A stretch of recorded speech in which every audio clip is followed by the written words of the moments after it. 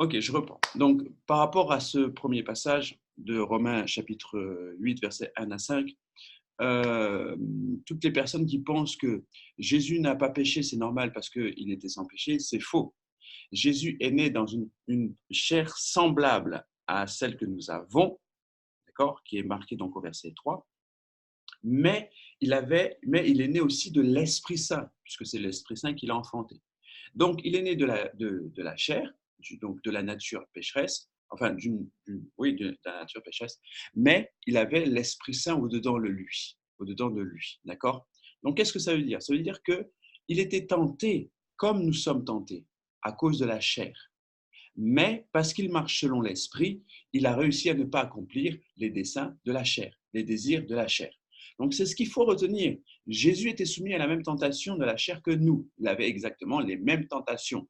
Donc c'est-à-dire, il avait envie de manger, il avait envie, voilà, il avait des sentiments peut-être qui étaient, enfin, sa chair demandait peut-être d'avoir des sentiments et des besoins autres qui n'étaient pas du tout utiles et qui faisaient en sorte que l'homme pêche. Mais Jésus n'a pas péché parce qu'il avait en lui l'Esprit Saint. D'accord? Et ça, c'est très important pour nous. Pourquoi? Parce que nous, aujourd'hui, nous sommes régénérés en Jésus-Christ, nous sommes nés de nouveau, mais notre chair reste toujours charnelle et donc toujours, elle a toujours des désirs contraires à ceux de l'esprit, donc des désirs de la chair. Mais parce que nous avons été renouvelés en Jésus-Christ, notre esprit est devenu nouveau et c'est pour cette raison que nous sommes capables, rendus capables de pouvoir résister et de pouvoir effectivement ne plus pécher. Poursuivons la lecture au verset 5. Ceux, en effet, qui vivent selon la chair affectionnent, s'affectionnent aux choses de la chair, tandis que ceux qui vivent selon l'esprit s'affectionnent aux choses de l'esprit. Et l'affection de la chair, c'est la mort, tandis que l'affection de l'esprit, c'est la vie et la paix. Car l'affection de la chair est inimitié contre Dieu, parce qu'elle ne se soumet pas à la loi de Dieu et qu'elle ne le peut même pas. Or, ceux qui vivent selon la chair ne sauraient plaire à Dieu. Je vais m'arrêter là. C'est important de comprendre que ce que j'aime bien dans ce verset, c'est qu'il dit ceux en effet, donc au verset 5, ceux en effet qui vivent selon la chair s'affectionnent aux choses de la chair, tandis que ceux qui vivent selon l'esprit s'affectionnent aux choses de l'esprit. Et ce n'est pas le contraire, dans le sens où il ne nous est pas marqué que c'est ceux qui s'affectionnent des choses de l'esprit qui vivent selon l'esprit. Ça veut dire quoi? Ça veut dire que ce n'est pas parce que tu désires marcher selon l'esprit que tu vas marcher selon l'esprit. Il y a plein de chrétiens dans nos églises qui aiment Dieu, qui aiment la parole de Dieu, qui s'affectionnent de l'esprit, mais qui ne marchent pas selon l'esprit. Bien au contraire, ils marchent le plus souvent selon la chair. Pourquoi? Parce qu'il ne suffit pas d'aimer Dieu pour marcher selon Dieu. Il ne suffit pas de vouloir Dieu pour marcher selon Dieu. Il ne suffit pas de vouloir parler en langue. Il ne suffit pas de vouloir toutes ces choses pour pouvoir marcher selon l'Esprit. Il nous a dit, c'est celui qui marche selon l'Esprit qui s'affectionne des choses de l'Esprit. Donc ça veut dire que pour s'affectionner réellement des choses de l'Esprit, il faut d'abord marcher par l'Esprit. Or, marcher par l'Esprit, qu'est-ce que c'est? Ben, marcher par l'Esprit, c'est déjà ne pas marcher selon la chair. Et c'est ce qu'on est en train de dire depuis un petit moment, depuis qu'on a commencé Romain. C'est-à-dire que si nous livrons effectivement nos membres, non pas à l'iniquité, mais en offrant nos membres à Jésus-Christ, eh bien, nous allons commencer par marcher selon l'Esprit. Parce qu'on ne peut pas servir, on ne peut pas faire deux choses en même temps. On ne peut pas marcher sur deux chemins en même temps. C'est soit vous allez à gauche, vous marchez vers la gauche, soit vous allez vers la droite et vous marchez vers la droite. Mais vous ne pourrez jamais marcher vers la gauche et vers la droite en même temps. C'est impossible. C'est comme si on vous disait marchez devant et puis marchez derrière en même temps. Dites-moi, vous faites comment? À un moment donné, vous allez stagner. Vous ne pourrez pas marcher et en avant et en arrière. Eh bien, marcher selon l'esprit ou marcher selon la chair, c'est un petit peu la même chose. C'est soit tu marches en avant, marcher par l'esprit, soit tu marches en arrière, marcher par la chair. Et donc, à ce moment-là, il faut que tu choisisses ce que tu veux faire. Donc, c'est pour cette raison aussi que lorsque nous marchons selon l'Esprit de Dieu, eh bien, nous commençons à nous affectionner de l'esprit, des choses de l'esprit. Vous voyez, plus on suit Romain, par exemple, plus on a commencé. Au début, c'était très dur de se réveiller. Hein. Au début, c'était dur de se réveiller. Au début, c'était dur de pouvoir voilà, venir écouter la parole de Dieu. Mais plus, en fait, on rentre dans Romain, plus on découvre des choses et plus on a envie, en fait, d'en savoir plus et plus on a envie de marcher selon la parole. Pourquoi? Parce qu'on a commencé en fait à marcher selon la parole. C'est-à-dire que ce que nous avons appris, on a commencé à l'appliquer dès le premier jour. Rappelez-vous, lorsqu'on parlait même de rendre la vérité captive, ou bien on parlait de l'homosexualité. Et j'ai eu des témoignages des gens qui ont rencontré des homosexuels tout de suite. Ils ne savaient pas comment réagir. Pourquoi? Parce que la parole de Dieu est vivante dans notre vie.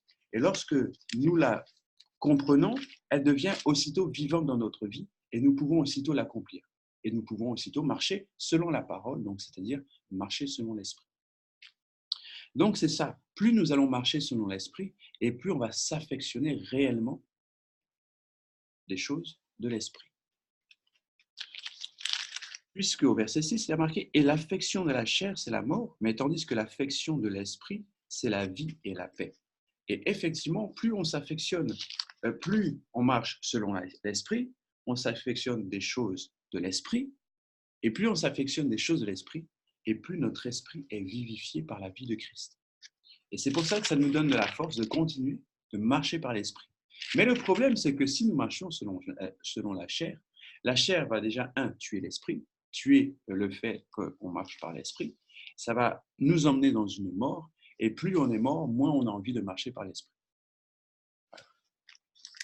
Donc, il faut faire attention là où on met les pieds. Il faut faire attention comment on marche. Il faut faire attention comment et où on va, sur quel chemin on veut marcher.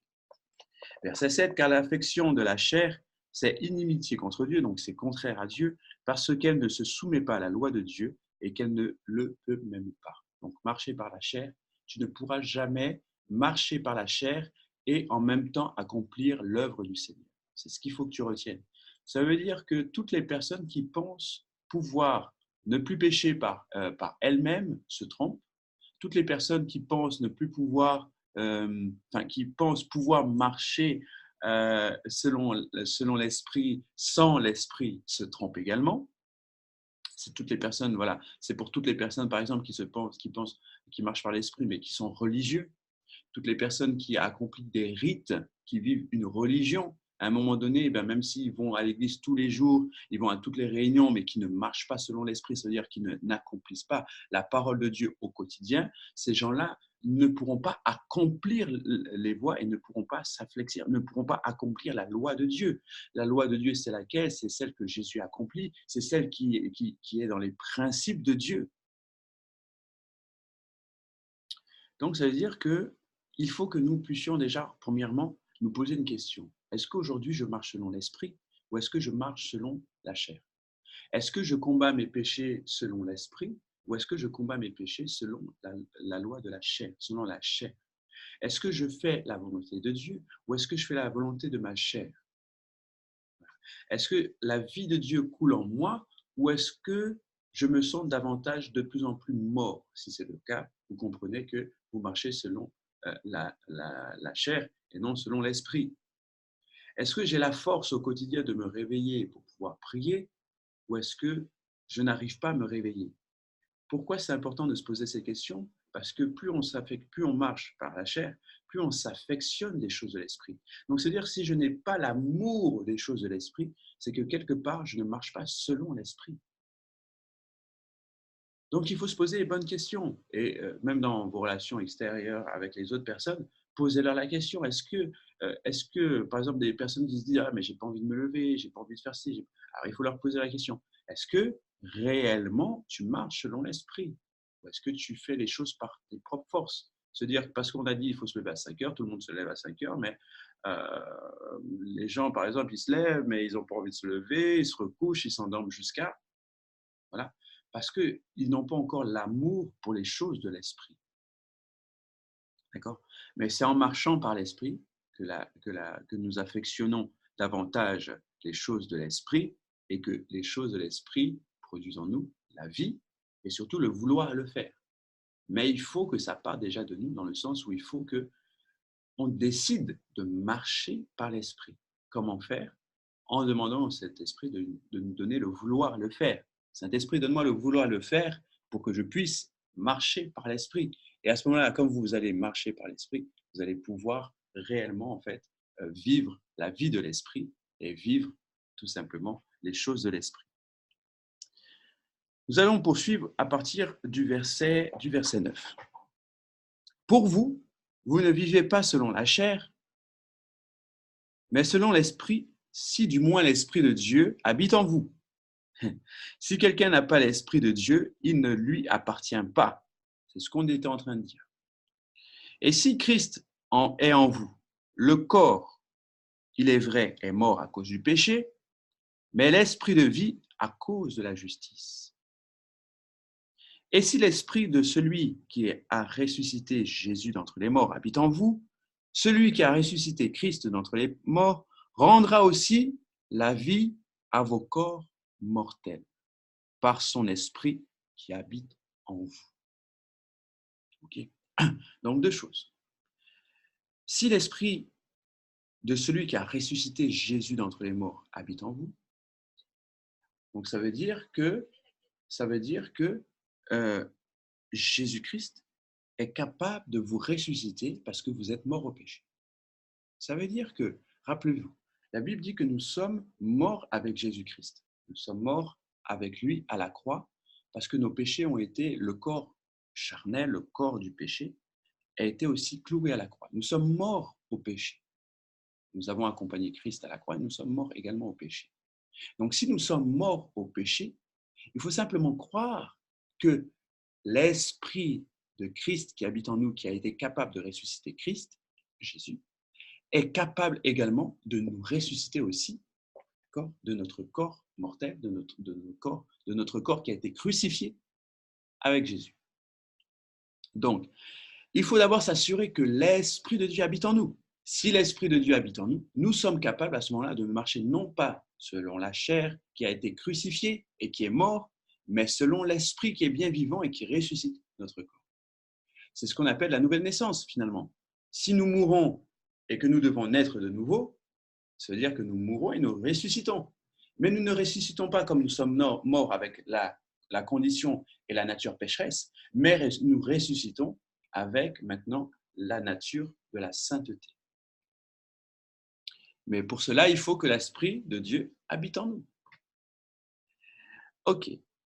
On est au verset 12. Ainsi donc, frères, ne sommes-nous point redevables à la chair pour vivre selon la chair? Si vous vivez selon la chair, vous mourrez. Mais si c'est par l'Esprit, vous faites mourir les actions du corps et vous vivrez. Car tous ceux qui sont conduits par l'Esprit de Dieu sont fils de Dieu. Alléluia. Ainsi donc, frères, et je dirais aussi sœurs, nous ne sommes point redevables à la chair pour vivre selon la chair. Nous ne sommes pas redevables. Nous n'avons rien à payer à la chair. Si vous mourrez selon la chair, vous mourrez. Si vous vivez selon la chair, vous mourrez. C'est-à-dire que déjà, vivre selon le péché, ça va vous emmener à la mort. Ça, c'est sûr. Quel que soit le péché, ça va vous emmener à la mort. Celui qui ment, à un moment donné, il va mourir à cause de son péché. À cause du fait de mentir, ça va... Et là, je vous parle de la mort physique et de la mort spirituelle. Ça, c'est sûr, on le sait. Mais je vous parle aussi de la mort physique. Celui qui vit dans le péché mourra par le péché.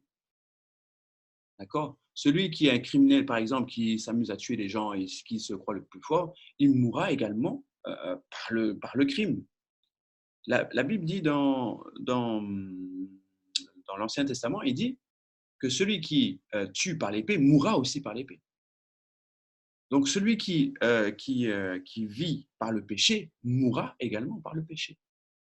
Donc après, on peut l'imaginer de toutes sortes. On peut l'imaginer de toutes sortes. Les personnes qui ont des relations, les gens qui vivent dans la fornication, ok, malheureusement, ils ont plus de malchance ils ont plus de chances, de possibilités de mourir par le sida, par exemple, ou de mourir de maladies sexuellement transmissibles, d'accord, d'MST. Les gens qui vivent dans le vol, eh ben, ils pourront également être, je ne vais pas dire volés, mais je dirais plus qu'ils vont mourir à cause de ce vol. Si c'est leur vie, s'ils ont décidé de vivre comme ça, ils vont vivre aussi comme ça. Ils vont mourir également comme ça. Donc, quand je dis que vivre selon la chair, vous mourrez, c'est vous mourrez, pas que dans l'esprit, vous mourrez aussi physiquement. Et déjà aussi spirituellement. Si vous vivez selon la chair, vous mourrez. Mais si c'est par l'esprit que vous faites mourir les actions de votre corps, et là, regardez bien, on parle des actions de votre corps, vous vivrez. Donc, si par l'esprit, je fais mourir la fornication, si par l'esprit, je fais mourir le vol, si par l'esprit, je fais mourir les actions du meurtre, si par l'esprit, je fais mourir les actions de la critique, les actions des murmures, les actions des mensonges, si par l'Esprit de Dieu, je fais mourir le péché, les actions du péché dans ma vie, si par l'Esprit de Christ, je fais mourir la désobéissance, alors je vivrai. Car tous ceux qui sont conduits par l'Esprit de Dieu sont fils de Dieu. C'est-à-dire que si nous commençons à vivre, non, si nous commençons à faire mourir les actions du corps par l'Esprit Saint, nous allons vivre, car tous ceux qui sont conduits par Dieu, tous ceux qui font mourir les actions du péché par l'Esprit de Dieu, sont fils de Dieu. Il n'y a pas marqué sont appelés fils de Dieu. Non, il y a marqué sont fils de Dieu. Et ça, c'est normal. Un chien ne peut pas donner un chat. Donc, si Dieu nous enfante, nous sommes fils de Dieu. Si l'Esprit de Dieu fait mourir en nous les actions du péché, alors nous sommes fils de Dieu. J'aimerais te poser la question aujourd'hui. Es-tu fille de Dieu? Et normalement, notre réponse à nous tous devrait être oui. Seulement, on n'a pas peut-être la conscience de ça. Certains d'entre vous, les plus matures, vous avez conscience que vous êtes fils de Dieu. Mais alors, est-ce que je demeure fils de Dieu ou est-ce que lorsque je pêche, j'arrête d'être fils? Ça, c'est une bonne question, n'est-ce pas? Mais sachez que nous sommes fils de Dieu dès lors que nous voulons et nous faisons mourir en nous les actions du péché par le Saint-Esprit. D'accord? Et ça, c'est très important. Rappelez-vous, nous avons quitté la nature pécheresse. Nous sommes passés de pécheurs professionnels à pécheurs occasionnels. OK? Donc, ça veut dire que à 90% ou 99,999%, nous faisons mourir les actions du péché dans notre corps par le Saint-Esprit. Et je dis bien par le Saint-Esprit. Donc, ça ne vient pas de nous, mais c'est avec la puissance du Saint-Esprit que nous arrivons à ne plus pécher. C'est avec la puissance du Saint-Esprit que nous pouvons résister au péché. C'est avec la puissance du Saint-Esprit que nous arrêtons de pécher. Parce que nous ne sommes plus sous la loi du bien et du mal, nous ne sommes plus sous la loi, mais nous sommes sous la grâce. Et comme la loi a disparu dans nos corps, alors nous ne péchons plus. Nous avons abordé la nature de la sainteté et nous pouvons résister à toutes les actions de péché parce que nous vivons selon l'Esprit de Dieu, selon le Saint-Esprit, et parce que nous sommes appelés fils de Dieu. Être fils de Dieu, et je fais une parenthèse, ça veut dire beaucoup de choses. Ce n'est pas simplement ça y est, j'arrête de pécher. La vie chrétienne, comme je l'ai déjà dit, ne tourne pas autour du péché. La vie chrétienne, c'est pas je pêche, je pêche pas, je pêche, je pêche pas, je pêche, je pêche pas. Ouais, j'ai passé une semaine sans pécher. Oh, zut, j'ai péché. Non, c'est pas ça la vie chrétienne. La vie chrétienne, c'est maintenant que je suis fils de Dieu, qu'est-ce que cela implique dans ma vie terrestre? Je sais que je vais aller au ciel. Je sais que je vais vivre l'éternité avec Dieu, que je vais glorifier Dieu. Je sais que Dieu va me donner les gouvernements de ville, etc. dans l'Apocalypse. Mais aujourd'hui, là maintenant, présentement, on est le 24 septembre 2019, il est 5h58. Qu'est-ce que ça fait pour toi maintenant de savoir que tu es fils de Dieu? Et ça doit avoir une résonance au-dedans de toi. Cette parole doit vivre au-dedans de toi. Cette parole doit te parler à l'instant. Tu es fils, fille de Dieu. Qu'est-ce que Papa Dieu attend de toi aujourd'hui? Qu'est-ce que Papa Dieu souhaite que tu fasses aujourd'hui? Quelle est ta mission sur la terre? Jésus était le Fils de Dieu, il est le Fils de Dieu. Il est venu sur la terre avec une mission bien précise, réconcilier les hommes avec lui. Nous sommes les fils de Dieu et nous sommes sur la terre pour le même but, réconcilier les hommes avec Dieu.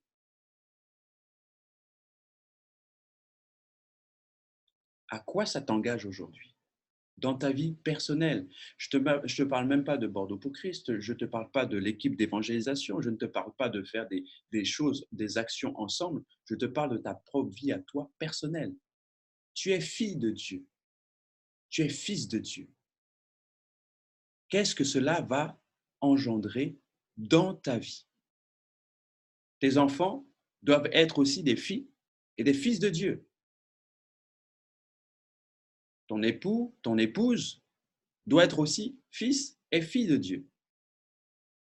Ton entourage doit savoir que tu es fils et fille de Dieu et que tu as été appelé aussi pour la réconciliation des hommes avec Dieu. La même mission que Jésus a eue sur la terre, c'est la même mission que nous avons aujourd'hui.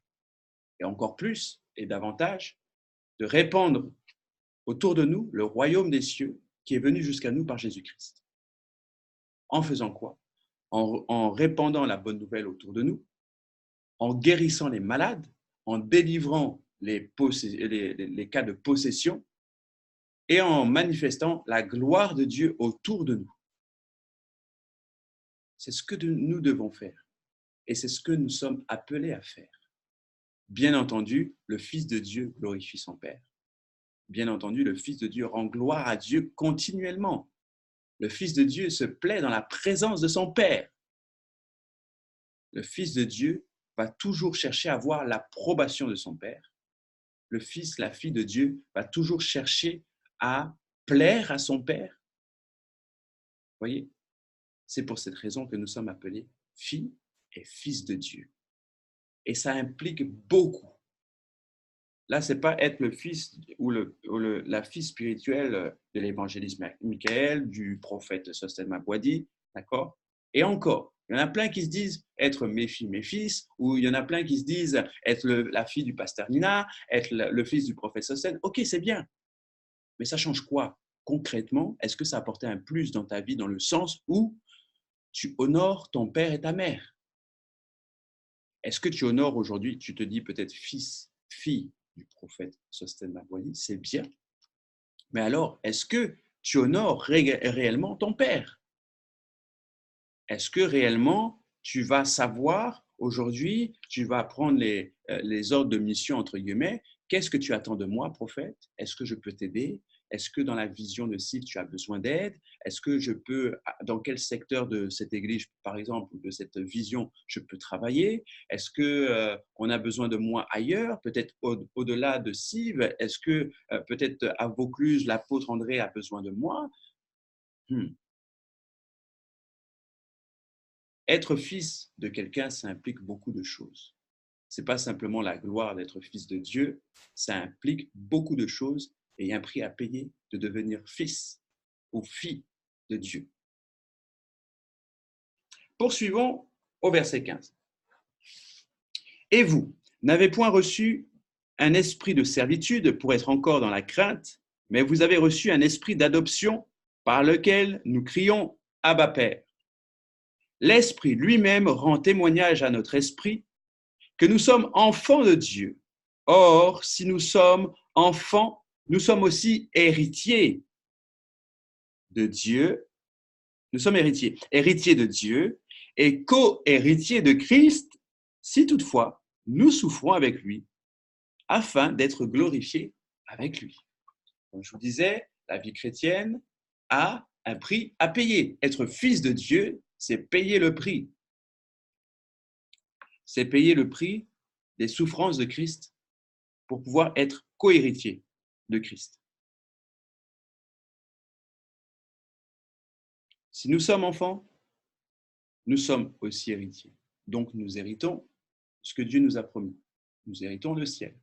Nous héritons le fait de pouvoir parler avec Dieu directement. Nous héritons du Saint-Esprit. Et nous sommes également co-hérités de Christ. Nous vivons en Christ. Nous avons Christ au-dedans de nous. Nous sommes assis avec Christ à la droite de Dieu. Si toutefois nous souffrons avec lui, afin d'être glorifiés avec lui. J'aimerais vous lire le commentaire qui est dans ma Bible. Si nous souffrons avec lui, Paul nous rappelle qu'il n'est pas difficile d'avoir une vie victorieuse dans l'esprit. Jésus a souffert et nous qui le suivons, nous souffrons aussi. Cette souffrance est considérée comme une souffrance avec lui. Elle est la conséquence de notre filiation divine, de notre identification à Christ, de notre témoignage pour lui et des raisons pour lesquelles nous refusons de nous conformer au monde. C'est ça, souffrir avec lui. Refuser de se conformer au monde, refuser de marcher selon la chair, refuser de marcher selon la chair, tout simplement. Donc, ça veut dire que nous devons souffrir avec Christ. La souffrance, c'est souffrance, c'est-à-dire tuer le corps. Les souffrances de Christ, c'était quoi? C'était mourir à la croix. C'était de résister à l'injure. C'était de résister au système de ce monde, de se conformer au système de ce monde. Donc, c'est-à-dire, c'était de pouvoir marcher selon l'esprit. Et c'est ça les souffrances, ça fait partie des souffrances. Marcher selon l'esprit. Donc, il faut que nous puissions réussir à marcher selon l'esprit pour vivre et pouvoir être co-héritier de Christ. Héritier de Dieu et co-héritier de Christ, si toutefois, donc c'est-à-dire que pour être héritier de Christ, il faut vivre les souffrances avec lui, afin d'être glorifié avec lui, c'est-à-dire afin d'être enlevé aussi avec lui, afin de pouvoir vivre la gloire du ciel avec lui, afin de pouvoir vivre la gloire qu'il partage avec ses fils, avec ses frères sur la terre. Parce que lorsque nous chassons un démon, nous le faisons au nom de Christ. Et la gloire qui revient à Dieu rayonne sur l'homme qui a délivré la personne. Et ça, on ne peut pas faire autrement. Parce qu'aujourd'hui, on considère les hommes de Dieu qui sont puissants simplement parce qu'ils ont chassé un démon, mais avec quel nom? Non pas en leur nom propre, mais avec le nom de Christ. Ils ont dit au nom de Jésus et le démon est parti. Ils ont dit au nom de Jésus et la maladie s'est enfuie. Gloire à Dieu, oui, c'est vrai, gloire à Dieu. Mais c'est l'homme qui va être aussi élevé. Alors Christ partage sa gloire aussi avec l'homme. Si toutefois nous voulons souffrir les souffrances avec Christ. Donc, je réponds à des questions, par exemple, qui se posent, que vous vous posiez peut-être. Comment faire pour être puissant dans l'onction, avoir la puissance spirituelle? Souffrez avec Christ. Souffrez pour pouvoir être glorifié avec lui. Souffrez les souffrances de Christ. Marchez selon l'esprit. Marchez selon l'esprit et n'accomplissez pas les désirs de la chair. Ce que nous avons vu tout à l'heure. Faites mourir les actions du corps. Vous voulez être puissant, faites mourir les actions du corps avec l'Esprit Saint. Vous voulez être puissant, lisez la parole de Dieu. Accomplissez la parole de Dieu. Vous voulez être puissant, passez du temps dans la prière. Passez du temps dans la présence de Dieu. Imprégnez-vous de la présence de Dieu. Vous voulez être puissant, obéissez à Dieu. Marchez selon ce qu'il dit, ce qu'il demande. Alors, vous serez puissant.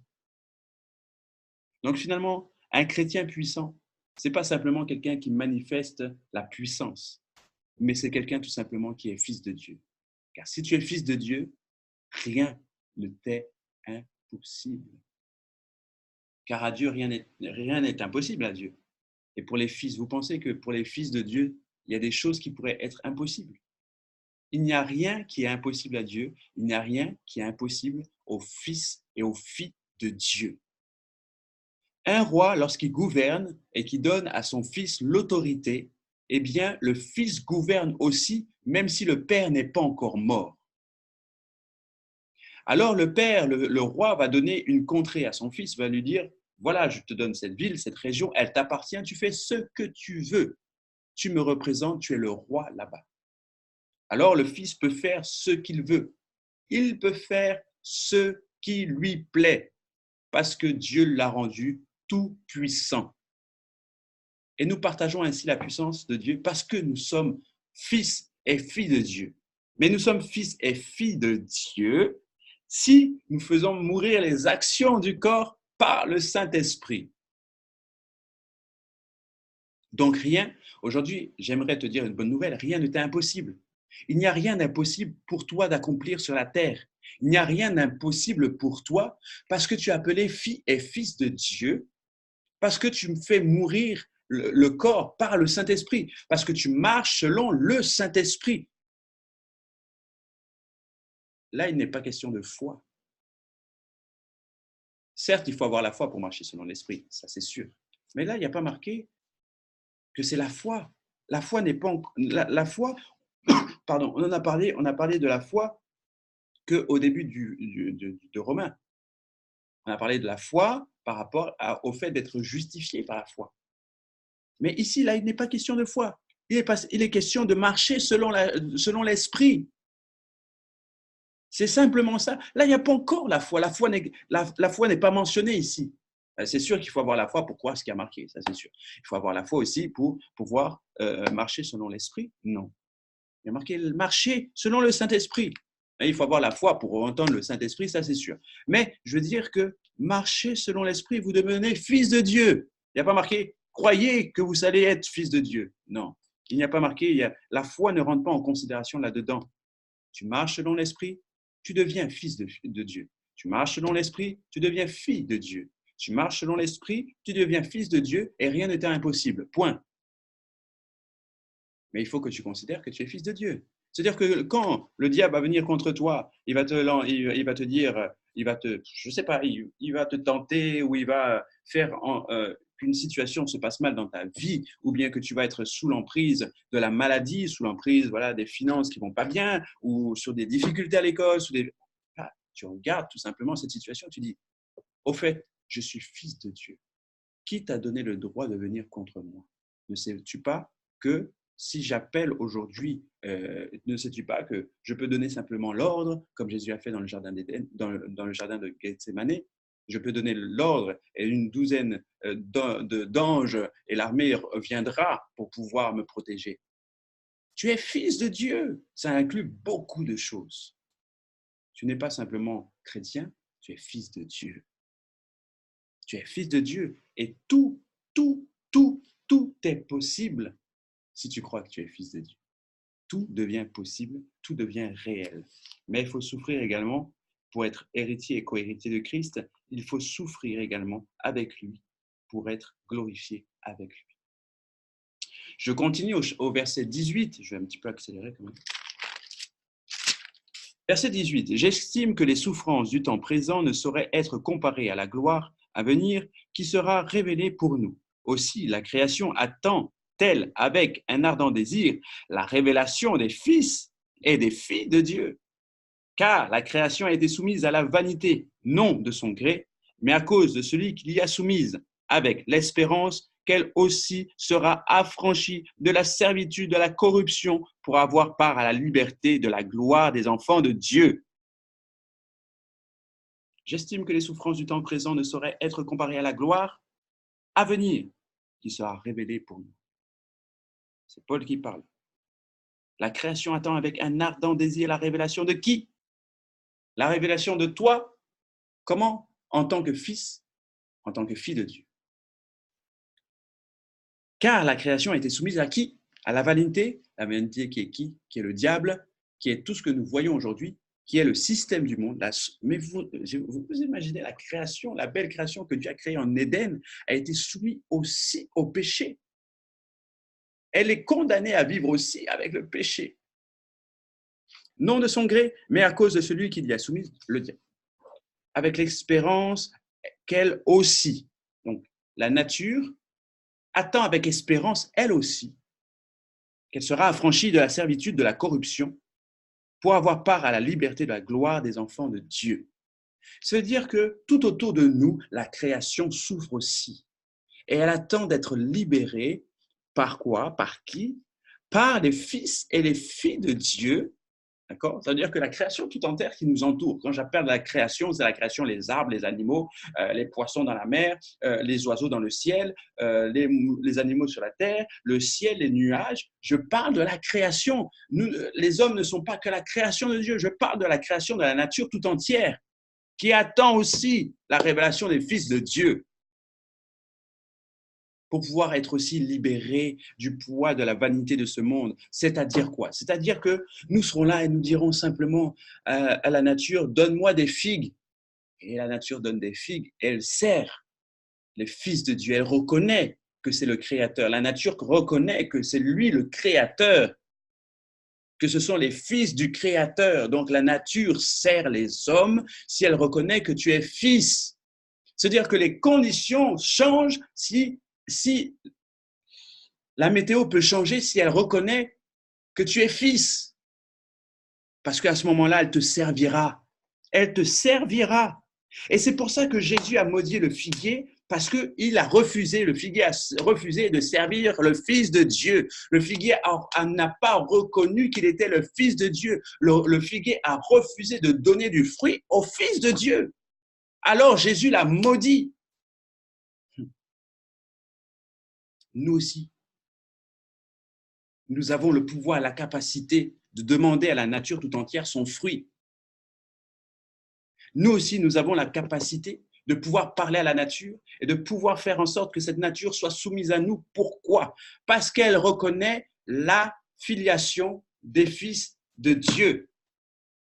La météo peut changer. Regardez, non, je vous donne un exemple très simple et très concret.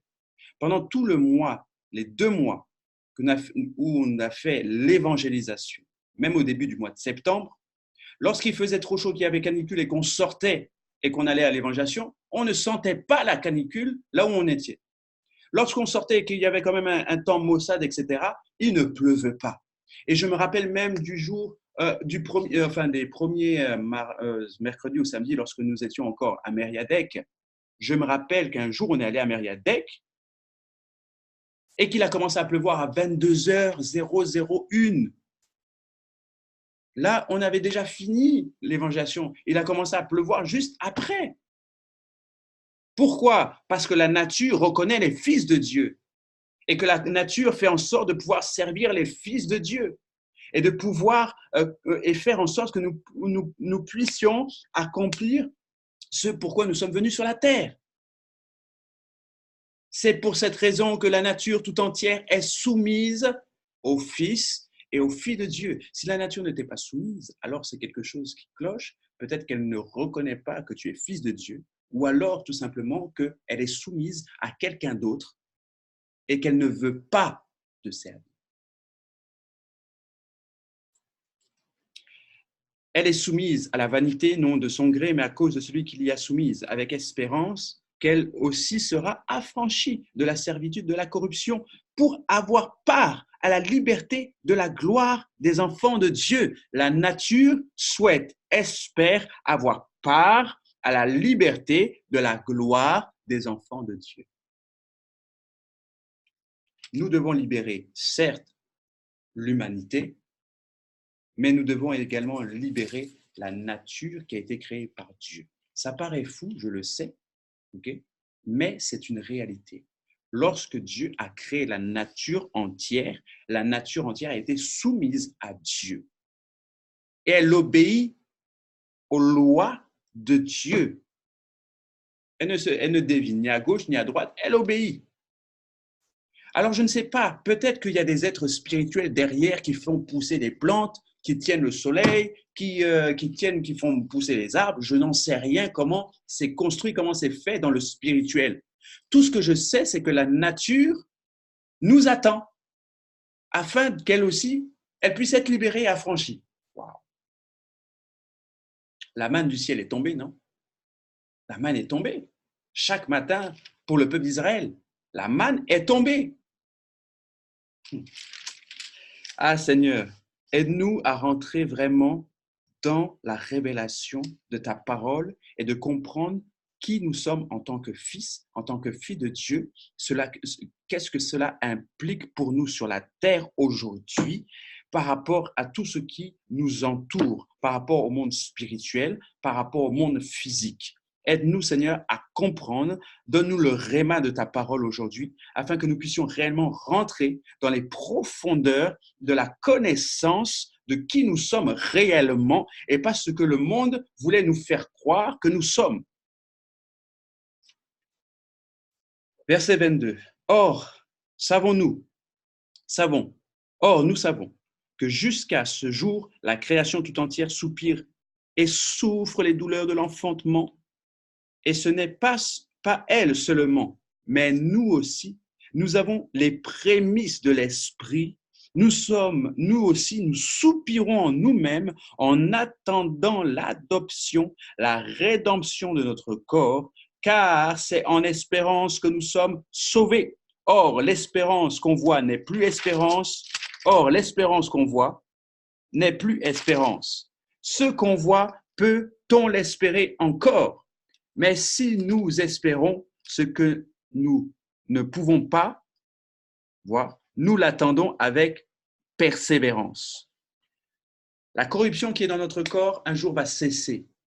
Elle va cesser quand? Quand Jésus va nous récupérer, quand Jésus va venir enlever son Église. Mais nous espérons et nous savons que nous pouvons espérer parce que nous sommes sauvés en espérance. Il n'y a que celui qui est mort qui est déjà sauvé dans la vie éternelle. Mais nous espérons être sauvés dans la vie éternelle. Il parle de la vie éternelle, d'accord? Nous sommes sauvés en espérance, d'accord? Donc, c'est une foi. L'espérance est une ferme assurance. Mais si nous espérons ce que nous ne voyons pas, nous l'attendons avec persévérance. Donc, même si tu ne le vois pas, attends-la avec persévérance. Tu tues des actions dans ton corps, tu vois que tu pêches encore, tu es encore un pécheur occasionnel. Sache qu'il faut persévérer et tu verras que tu ne pêcheras plus par rapport à tel ou tel point parce que tu es déjà délivré par rapport à ce péché. De même aussi, l'Esprit nous aide dans notre faiblesse, car nous ne savons pas ce qu'il nous convient de demander dans nos prières. Mais l'Esprit lui-même intercède par des soupirs inexprimables. Et celui qui sonde les cœurs connaît quelle est la pensée de l'Esprit, parce que c'est selon Dieu qu'il intercède en faveur des saints. Il parle de Dieu. De même aussi, l'Esprit nous aide dans notre faiblesse, car nous ne savons pas ce qu'il convient de demander dans nos prières. Donc, c'est l'Esprit Saint qui prie en nous-mêmes par le don de prière en langue. Mais l'Esprit lui-même intercède par des soupirs inexprimables. Et celui qui sonde les cœurs connaît quelle est la pensée de l'Esprit, parce que c'est selon Dieu qu'il intercède en notre faveur. Qui intercède? Il intercède en notre faveur. Qui intercède? Jésus intercède pour nous. Nous le savons que Jésus intercède auprès du Père en notre faveur. Et il intercède. Comment il peut intercéder parfaitement pour nous? Parce que son esprit est au-dedans de nous et son esprit prie déjà. Alors Jésus connaît exactement ce dont nous avons besoin. Jésus connaît exactement nos problèmes. Jésus connaît exactement nos difficultés. Jésus connaît exactement pour quelles raisons il faut qu'il intercède auprès du Père pour notre vie. Jésus connaît ton problème. Jésus sait exactement, il entend sans cesse les soupirs inexprimables du Saint-Esprit qui est en toi et qui s'exprime par des phrases qu'on ne connaît pas, qu'on n'arrive pas à déchiffrer. Jésus entend le Saint-Esprit qui est au-dedans de toi. Dieu le Père entend le Saint-Esprit qui est au-dedans de toi. Jésus entend ce Saint-Esprit qui prie continuellement. Il reconnaît, il connaît, il sait exactement par quoi tu souffres, par quelles difficultés tu passes. Et lui, qu'est-ce qu'il fait? Il intercède en ta faveur selon ce que l'Esprit s'exprime au-dedans de toi. Donc, bien-aimé, il faut que tu pries en langue. Lorsque tu es dans une difficulté, prie en langue. Lorsque tu souffres, prie en langue. Lorsque tu es malade, prie en langue. Pourquoi? Parce que Jésus va reconnaître le Saint-Esprit au-dedans de toi qui s'exprime par des soupirs inexprimables et c'est lui qui intercède auprès du Père en ta faveur, en faveur des saints. Jésus n'intercède pas pour les pécheurs. Je tiens à le souligner. Jésus intercède pour les saints, pour ceux qui sont sauvés. Si tu n'es pas sauvé, Jésus n'intercède pas pour toi. Ah, oui, je tiens à le préciser. Jésus n'intercède que pour les saints, pour ceux qui se sanctifient, pour ceux qui marchent selon l'esprit, pour ceux qui ont été régénérés dans l'esprit, ceux qui sont à lui. Jésus n'intercède pas pour les pécheurs. Il a déjà tout fait à la croix pour eux. J'accélère. Verset 28. Nous savons du reste que toute chose concourt au bien de ceux qui aiment Dieu, de ceux qui sont appelés selon son dessein. Car ceux qu'il a connus d'avance, il les a aussi prédestinés à être semblables à l'image de son Fils, afin que son Fils fût le premier-né d'entre plusieurs frères. Jésus est ton frère, bonne nouvelle. Et ceux qu'il a prédestinés, il les a aussi appelés. Et ceux qu'il a appelés, il les a aussi justifiés. Et ceux qu'il a justifiés, il les a aussi glorifiés. Je mets une pause. Nous savons du reste que toute chose concourt au bien de ceux qui aiment Dieu, de ceux qui sont appelés à ses desseins. Finalement, qu'est-ce que ça veut dire? Toute chose concourt au bien de celui qui aime Dieu, de ceux qui font la volonté de Dieu. C'est-à-dire que si tu ne fais pas la volonté de Dieu, tu ne peux pas dire que toute chose concourt à ton bien. Est-ce que tu comprends? Tu pêches et tu vas dire ensuite que la conséquence de ton péché concourt à ton bien. C'est faux. Parce que l'action que tu viens de faire et ce que tu vis aujourd'hui, c'est à cause de ton péché. Donc, ce n'est pas pour que ça concourt à ton bien. Toute chose concourt au bien de ceux qui aiment Dieu, de ceux qui sont appelés selon son dessein, de ceux qui font la volonté de Dieu. Si tu ne fais pas la volonté de Dieu, ce que tu vis aujourd'hui ne va pas concourir à ton bien. S'il te plaît, aujourd'hui, repens-toi de ton péché, reviens à Christ et Dieu changera à ce moment-là cette conséquence en bien. Car ceux qu'il a connus d'avance, il les a aussi prédestinés à être semblables à l'image de son Fils, afin que son Fils fût le premier-né d'entre plusieurs frères. Jésus est le premier-né, c'est-à-dire que Jésus est le modèle sur lequel Dieu va s'appuyer pour créer d'autres Jésus sur la terre. Jésus est le premier-né, c'est-à-dire que Jésus est le premier Adam avec l'Esprit Saint à l'intérieur de lui. Lorsque Dieu a vu que ça marche, que ce modèle d'Adam fonctionne, c'est pour ça qu'on en parle de Jésus en étant le second Adam, lorsque Dieu voit que finalement Adam version 2, c'est-à-dire Jésus, avec son Esprit Saint, ça fonctionne, il est capable d'accomplir la loi, il est capable de réconcilier la nature avec Dieu, alors Dieu décide de créer tous les autres modèles d'hommes et de fils selon le modèle du second Adam, c'est-à-dire Jésus-Christ. Nous sommes non plus sur la première version, la première version d'homme Dieu, entre guillemets. Nous sommes maintenant sur la seconde version d'homme Dieu, entre guillemets. C'est-à-dire qu'aujourd'hui, nous découlons directement du modèle de Adam version 2.0. C'est-à-dire que nous sommes tout simplement nous sommes bâtis sous le modèle de Jésus-Christ. Nous sommes Adam avec le Saint-Esprit, c'est-à-dire que nous sommes semblables à Jésus-Christ. Amen. Et ceux qu'il a prédestinés aussi sont appelés. Il les a aussi appelés. Et ceux qui les a appelés, il les a aussi justifiés. Nous sommes tous justifiés parce que nous avons été appelés à servir Dieu. Et ceux qui l'ont justifié, il les a aussi glorifiés. Et Dieu va nous glorifier en temps voulu. Verset 31, et je vais terminer par ce passage. Que dirons-nous donc à l'égard de ces choses? Si Dieu est pour nous, qui sera contre nous? Lui qui n'a point épargné son propre Fils, mais qui l'a livré pour nous tous, comment nous donnera-t-il pas aussi toutes choses avec lui? Qui accusera les élus de Dieu? C'est Dieu qui justifie, qui les condamnera. Christ est mort, bien plus, il est ressuscité, il est à la droite de Dieu et il intercède pour nous. Qui nous séparera de l'amour de Christ? Sera-ce la tribulation ou l'angoisse, ou la persécution, ou la faim, ou la nudité, ou le péril, ou l'épée, selon qu'il a été écrit, c'est à cause de moi, c'est à cause de toi qu'on nous met à mort tout le jour, qu'on nous regarde comme des brebis destinées à la boucherie. Mais dans toutes ces choses, nous sommes plus que vainqueurs par celui qui nous a aimés. Car j'ai l'assurance que ni la mort, ni la vie, ni les anges, ni les dominations, ni les choses présentes, ni les choses à venir, ni les puissances, ni les hauteurs, ni la profondeur, ni aucune autre créature ne pourra nous séparer de l'amour de Dieu manifesté en Jésus-Christ notre Seigneur. Amen. Amen. Vous savez, c'est la grâce que nous avons d'être fils et d'être filles de Dieu. Parce que Dieu, parce que personne ne pourra accuser les élus de Dieu. Verset 33. Qui accusera les élus de Dieu? C'est Dieu qui les justifie. Dieu nous a justifiés. Dieu, celui qui a créé le monde, celui qui a tout créé, celui qui a même créé les anges, celui qui a créé Satan. Enfin, il n'était pas encore Satan, mais celui qui a tout créé. Qui viendra dire à Dieu, ah, ta création là, elle est mauvaise? Qui viendra dire à Dieu, ta création, on ne la veut plus? Qui viendra dire à Dieu ce qu'il doit faire? Dieu nous a déjà justifiés. Qui viendra les condamner? Christ est mort déjà pour nous, bien plus, il est ressuscité. Il est à la droite de Dieu, il intercède pour nous. Non seulement, écoutez,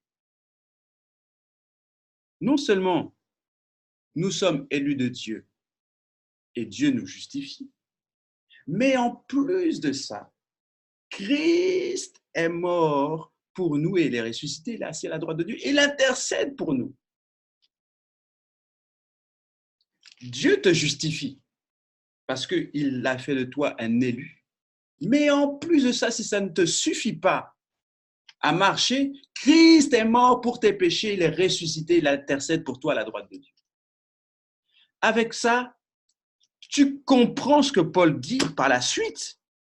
Il dit que rien ne pourra nous séparer de l'amour de Dieu manifesté en Jésus-Christ, notre Seigneur. Verset 35, qui nous séparera de l'amour de Christ?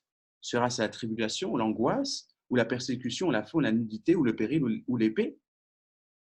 Est-ce que l'amour de Christ sera séparé par le manque d'argent dans ton foyer, par les discordes dans ton couple, par la persécution, ou bien par le fait que tu as faim, ou tu as du mal à gagner ton pain, ou est-ce que l'amour de Christ, ou bien est-ce que tu vas commencer à ne plus aimer Dieu parce que les frères et les sœurs de l'Église ne t'aiment pas, ou bien parce que tu te sens jugé, ou bien parce que les gens dans ton travail ne t'aiment pas? Est-ce que tu vas te séparer de l'amour de Dieu? Est-ce que tu vas te séparer, oui, de l'amour de Christ parce que tu es malade? Non, non, tu ne peux pas. Tu ne peux pas. L'amour de Dieu ne pourra pas se séparer de toi. Rien n'est capable, ni dans le ciel, ni sous la terre, ni rien n'est capable de te séparer de l'amour de Christ. Rien n'est capable de te séparer de l'amour de Christ. Ça veut dire quoi? Si Dieu t'aime, qui t'a choisi, qui t'a appelé élu, si Dieu a envoyé son Fils unique pour toi, pour mourir à la croix pour toi, il ne laissera rien te séparer de lui. Maintenant, j'aimerais savoir ton degré de confiance en Dieu, à quel niveau il est. Parce que la foi, c'est la confiance en Dieu. Ton niveau de confiance en Dieu lorsque tu traverses une tribulation est à quel niveau? Parce que Dieu a décidé de ne jamais se séparer de toi parce qu'il t'a dit élu et t'a justifié. Dieu a justifié Abraham par sa foi alors que Christ n'était pas encore mort pour lui. Dieu a dit à Abraham, tu es mon fils. Parce qu'il a vu sa foi et sa foi l'a justifié devant Dieu. Dieu a dit à Abraham, tu es mon fils. Ça veut dire que sur toute la terre, au temps d'Abraham, Dieu avait un fils sur la terre qui s'appelait Abraham. Et Dieu l'avait justifié. Ça veut dire que quiconque se mettrait au travers d'Abraham aurait le courroux de Dieu, la colère de Dieu, parce que Abraham est son fils. Il a été justifié par la foi et non par Christ, non par son sang. Or, nous aujourd'hui, nous sommes sanctifiés, nous sommes justifiés par la foi, mais nous sommes également justifiés par le sang de Christ. Nous avons deux voies aujourd'hui pour nous. Nous avons la voix de Dieu qui nous justifie, mais nous avons également la voix de Christ qui intercède pour nous en notre faveur. Si notre vie chrétienne va mal aujourd'hui, c'est à cause de notre niveau de confiance en Dieu. Si notre vie va mal aujourd'hui, c'est à cause de nous. Nous sommes responsables de notre vie chrétienne. Dieu n'est pas le responsable. Dieu a tout fait. Dieu nous a justifiés par la foi.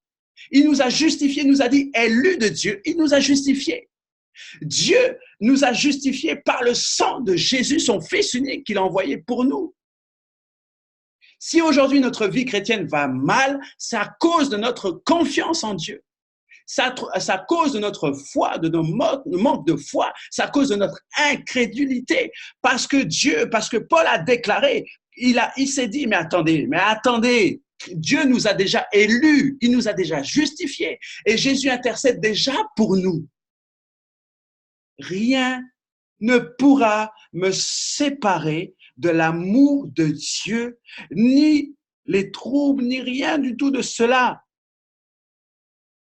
Car j'ai l'assurance, j'ai la foi. La foi est une ferme assurance. J'ai l'assurance que ni la mort, ni la vie, ni les anges, ni les dominations, ni les esprits méchants, ni les dominations, ni les autorités, ni les choses présentes, ni les choses à venir, ni les puissances, ni la hauteur, ni la profondeur, ni aucune autre créature ne pourra nous séparer de l'amour de Dieu manifesté en Jésus-Christ notre Seigneur. Si notre vie chrétienne ne va pas bien, c'est à cause de notre manque d'assurance. C'est à cause de notre manque de foi.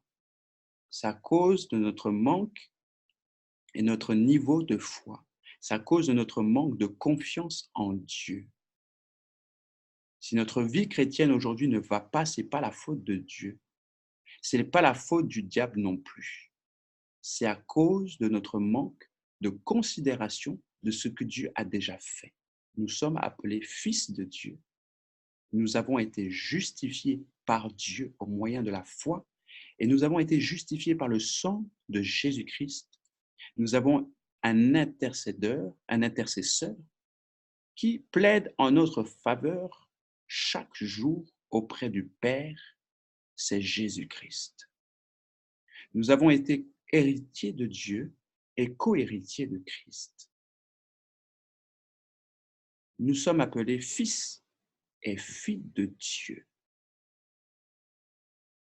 Si aujourd'hui ta vie chrétienne ne va pas bien, c'est à cause de ton niveau de foi. C'est à cause de ton manque d'assurance en Dieu. C'est à cause de ton manque de confiance en Dieu. Aujourd'hui, j'aimerais que ta vie soit totalement révolutionnée. Il faut que ta foi soit totalement révolutionnée par cette parole. Si cette parole demeure en toi, si tu fais de cette parole une vérité absolue et que tu la mets en pratique, alors tu vivras pleinement la justification, tu vivras pleinement la nature divine, tu vivras pleinement la vie de l'Esprit Saint et tu pourras pleinement entrer dans ta destinée que Dieu a de ta vie prédestinée que Dieu a tracée pour toi, pour qu'il puisse se glorifier au travers de ta vie et que ta vie puisse servir Dieu. Fais de cette parole une vérité absolue et mets-la en pratique. Mets-la en pratique. S'il te manque, si ta foi n'est pas assez affermie, alors écoute la parole de Dieu. mets-la en pratique. Car la foi vient de ce qu'on entend et ce qu'on entend vient de la parole de Dieu. Non seulement il faut que tu lises davantage l'Écriture et que tu saches qui est Dieu et ce que Dieu a fait de toi, mais en plus de ça, il faut que tu puisses rester à l'écoute du Saint-Esprit lors des moments de prière. La prière est à double sens. Il faut que tu passes plus de temps dans la prière afin que ta foi soit affermie. Il faut que tu écoutes plus la parole de Dieu afin que ta foi soit affermie. Alléluia. Prions un instant ensemble. J'allume vos micros. Prions un instant ensemble. Père éternel, nous te bénissons. Je me ramasse le riz comme d'habitude, il y en a partout. Nous te remercions, Seigneur Dieu, pour cette parole que tu nous as donnée. Merci pour tout ce que tu as fait pour nous, Seigneur. Je prie, Seigneur, que tu puisses, Seigneur Dieu, affermir nos pas, Seigneur. Je veux, Seigneur, que cette parole, Seigneur Dieu, que nous avons lue ce matin, soit une vérité absolue dans ma vie. Je veux fonder ma vie, Seigneur, sur cette vérité. Je veux fonder, Seigneur, ma vie spirituelle et être un fils. Je veux être, Seigneur Dieu, celui que tu as appelé, que tu as prédestiné, Seigneur, celui que tu as mis dans mon cœur. Je veux devenir, Seigneur, cette personne que tu as appelée, cette personne que tu as prédestinée, cette personne, Père éternel, que tu as dit que je suis. Éternel mon Dieu, je refuse de demeurer dans les mensonges du diable. Je refuse, Père, de demeurer, Seigneur, dans les mensonges du diable. Je refuse de vivre selon la chair. Seigneur, par ton Esprit Saint que tu as mis au-dedans de moi, je veux tuer les actions du péché dans mon corps et je veux vivre le ciel, Seigneur. Je veux vivre selon, Seigneur, ta parole. Je veux vivre selon ta parole, Seigneur, ce matin et tous les autres jours de ma vie. Je veux mettre ta parole en pratique par ton Esprit Saint qui est au-dedans de moi. Alors, Père éternel, fais-moi marcher par les choses de l'Esprit. Fais-moi marcher non selon la chair, mais selon l'Esprit. Oh Père, fais-moi marcher, Seigneur Dieu, selon l'Esprit, afin, Père, que je sois appelé fils de Dieu et que je puisse marcher non selon la chair, mais selon l'Esprit, afin que je puisse marcher concrètement, Père, sans être retenu par le péché. Oh Dieu, néanmoins un cœur pur. Nous voulons demeurer dans cette relation. Seigneur, je veux marcher, demeurer, Seigneur, dans cette parole. Pardonne mon péché, pardonne mon manque, Seigneur, de connaissance. De lecture de ta parole. Pardonne mon manque, Seigneur, de temps de passage avec toi dans la prière, dans ta présence. Il faut que je demeure davantage dans ta présence, davantage dans la lecture de ta parole, afin que ma foi s'affermisse dans ces choses. Et je déclare, Seigneur, que la paix, la foi, l'assurance, que rien ne me séparera de ton amour. Oh, merci pour ton amour. Tu m'aimes, Seigneur. Tu m'aimes, oh Dieu. Dieu, tu m'aimes, tu m'as justifié, tu m'as élu. Dans ton amour, Père éternel. Je suis un élu de toi, un élu de ton cœur, Père. Tu m'as élu, Seigneur. Tu m'as justifié de surcroît par le sang de Christ. Tu m'as justifié par le sang de Jésus. Nous voulons vivre le Christ, nous Oh voulons vivre Dieu, je veux que cette vérité devienne une vérité accomplie en moi. Que ta parole me transforme. Que ta parole me change, que ta parole fasse de moi un fils et de manière réelle. Et que tu fasses des filles de Dieu par ton Saint-Esprit, oh Dieu. Viens refermer toute faille. Ta gloire, Seigneur, éclate au milieu de nous, Seigneur. Localise dans notre vie chrétienne les failles, Seigneur. Localise notre vie chrétienne, ce qui ne te convient pas. Et que ton Esprit Saint, Seigneur, nous aide à tuer les actions de notre corps. Les actions pécheresses dans notre corps, dans le nom de Jésus. Seigneur, alors nous venons te donner toute ta gloire, Seigneur, éclate au milieu de nous. Ta gloire, Seigneur Dieu, nous affermisse. Que ta parole nous affermisse. Dans le nom de Jésus, accorde-nous de passer une journée excellente. Une journée remplie de foi, une journée remplie de ton Nous esprit. sommes de la terre et nous voulons nous voulons te désir à toi, Seigneur. Viens tuer Te les glorifions pour ta parole, Seigneur, ce matin. Te glorifions pour la révélation de ta parole ce matin, du réma que tu nous as donné au travers de ta parole. Nous te glorifions parce que ta parole est esprit et vie dans nos vies, dans notre cœur, dans notre esprit. Béni soit ton nom, Père, pour cette journée qui commence. Gloire te soit rendue. Nous venons, Seigneur, ce Nous voulons matin. faire Nous taire bénissons aujourd'hui, Seigneur, que la et nous chair déclarons, parle. Père, que cette Nous voulons que journée notre homme intérieur est parle. marquée par le Saint-Esprit Que la au-dedans chair de nous. Nous écrasons la chair et nous vivons. Dans le nom de Jésus, nous avons ainsi prié. Amen. Amen. Amen, amen, amen, amen. Amen. Amen. Amen. Merci, Seigneur. Gloire à Dieu. Merci pour cette parole. Je vous souhaite à tous une très bonne journée. Mettez en pratique cette parole et votre vie sera totalement différente, changée. Amen. Amen. Saint-Esprit, vraiment cette parole nous fait du bien ce matin, mais qu'elle soit aussi mise en pratique et que nous puissions demeurer dans la foi par rapport à cette vérité afin que notre vie soit changée totalement à tous les niveaux.